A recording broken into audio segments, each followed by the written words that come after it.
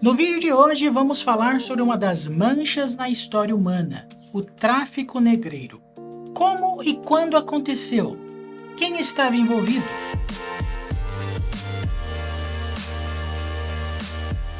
Antes de tudo, é importante frisar que a escravidão existe desde os primórdios da humanidade. Havia escravos nos tempos pré-cristãos, bem como nas idades média e moderna, e infelizmente em casos isolados até em nossos dias. Neste vídeo, vamos focar no período que abrange a expansão europeia das Américas e na África, em especial, o contato dos europeus com a África subsaariana. Dentro desse período histórico, aconteceu o chamado comércio ou tráfico transatlântico de escravos, que vamos chamar nesse vídeo de tráfico negreiro. Outro ponto que precisa ser dito antes de entrarmos de vez no assunto é que já existia escravidão na África antes do contato com os europeus. Os africanos não se reconheciam como iguais, não compartilhavam nenhuma identidade continental. Existiam e ainda existem várias etnias. O modo como muitos usam hoje o termo africanos, como sendo um só povo, uma massa homogênea de pessoas, está errado. Esse conceito surgiu com o olhar eurocentrista dos europeus, fazendo com que muitos, até hoje, ignorem a diferença entre os povos africanos. Esse ponto é importante porque os diferentes povos da África praticavam a escravidão. Porém, essa escravidão era tida como doméstica, só entre os povos da região. Era uma escravidão parecida com a que acontecia, por exemplo, na Grécia e na Roma Antiga, onde, nas batalhas, os vencedores transformavam os inimigos sobreviventes em escravos e os usavam como mão de obra na realização de tarefas variadas. Mas a coisa começou a mudar de figura ainda no século XV, quando os portugueses começaram a comprar escravos africanos que seriam vendidos para outras sociedades europeias ou usados nas colônias recém-descobertas por eles como mão de obra na produção, por exemplo, de cana-de-açúcar. No começo, os africanos escravizados eram comercializados como uma mercadoria qualquer. As elites africanas trocavam seus escravos por produtos vindos da Europa, como veludo e armas de fogo. Essas elites não escravizavam pessoas de sua própria sociedade. Até então, isso acontecia em uma pequena parte do continente africano, na região conhecida como Costa do Ouro. No entanto, a história começou a mudar, infelizmente para pior, com o início da colonização da América. O que no princípio era uma troca feita por povos diferentes, acabou se tornando uma gigantesca rede de comércio que alcançou diferentes sociedades africanas. Só para vocês terem uma ideia, o tráfico negreiro foi responsável pela retirada de mais de 12 milhões de africanos no período de 300 anos. Ao ouvir isso, você deve estar chocado.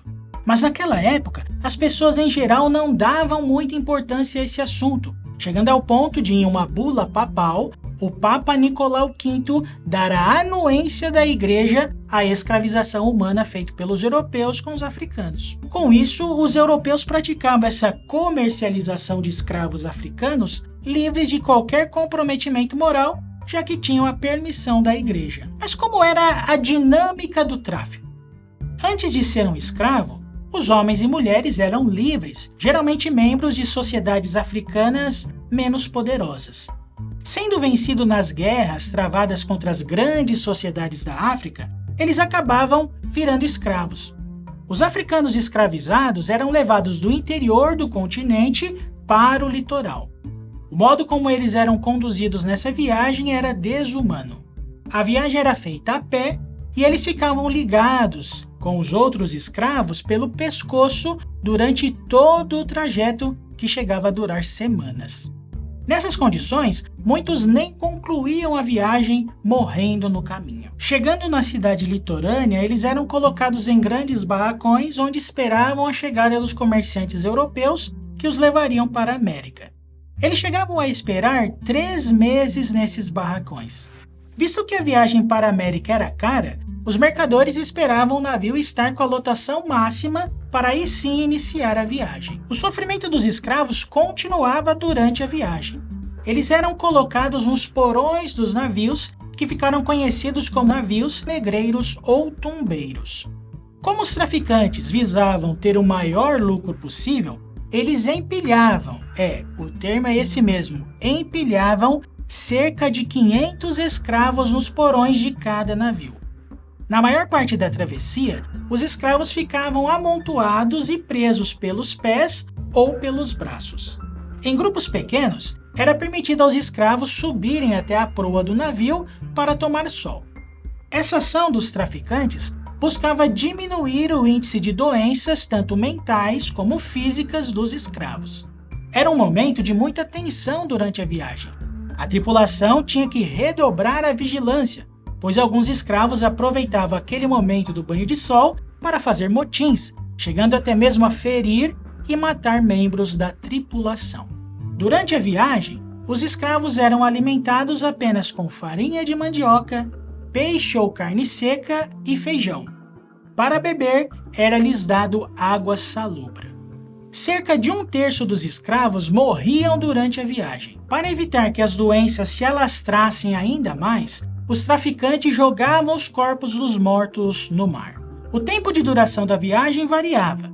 Nos séculos 16 e 18, as viagens saindo da costa ocidental da África, com destino a Pernambuco, por exemplo, duravam 25 dias. Para a Bahia, duravam 30. E para o Rio de Janeiro, 40 dias. Quando a viagem saía da costa índica da África, o tempo de duração até o Rio de Janeiro era de 2 a 3 meses. Quando terminou o tráfico negreiro? A proibição do tráfico começou na própria Europa. Foi especificamente na Inglaterra que os debates começaram. Em 1807, o tráfico foi considerado ilegal pelos ingleses e no mesmo ano nos Estados Unidos. No Brasil, o tráfico negreiro só acabou em 1850 com a Lei Eusébio de Queiroz, mas a abolição da escravidão aconteceu apenas em 1888. Agora que você sabe mais sobre o tráfico negreiro, se inscreva no nosso canal e deixe o seu like e compartilhe esse vídeo com seus amigos. Quer saber mais sobre esse assunto? Vou deixar uma ótima dica de livro na descrição. Comprando o livro você aprende mais e ajuda o canal Tubipédia. Muito obrigado por sua atenção. Até mais!